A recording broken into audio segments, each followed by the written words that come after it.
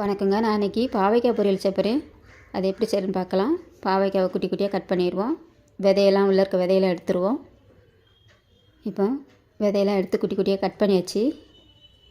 இப்போ கடாயை அடுப்பில் வச்சுருவோம். கடாய் சூடானதை எண்ணெய் ஊற்றிடுவோம். எண்ணெய் சூடானதை கடுகு உளுந்து சேர்த்துருவோம். கடுகு உளுந்து வெடித்ததும் வெங்காயம் பச்சை மிளகாய் கட் பண்ணி வச்சுருக்கேன். அதை உள்ளே போட்டு வதக்கிடுவோம். பெரிய வெங்காயம் கட் பண்ணி வச்சுருக்கேன். கருவேப்பிலை கொஞ்சம் போட்டுருவோம். நல்லா வதக்கி விட்டுருவோம். வெங்காயம் வதங்கினதும் கட் பண்ணி வச்சுருக்க பாவைக்காய் உள்ளே தட்டி வதக்கிடுவோம். நல்லா வதக்கி விட்டுட்டு மூடி வச்சுருவோம். ஒரு நிமிஷத்துக்கு ஒரு வாட்டி ஓப்பன் பண்ணி கிண்டி கிளறி விடணும். அப்போ தான் பாவைக்காய் நல்லா வெந்து வரும். இது மாதிரி 3 வாட்டி ஓப்பன் பண்ணி கிண்டி கிளறி விடணும். இப்போ தேவையான அளவு உப்பு சேர்த்துருவோம். கிண்டி கிளறி விட்டுட்டு மூடி வச்சுருவோம்.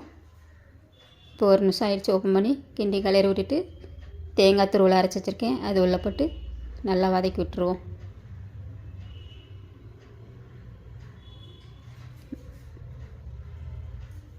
நல்லா வதங்கிடுச்சு.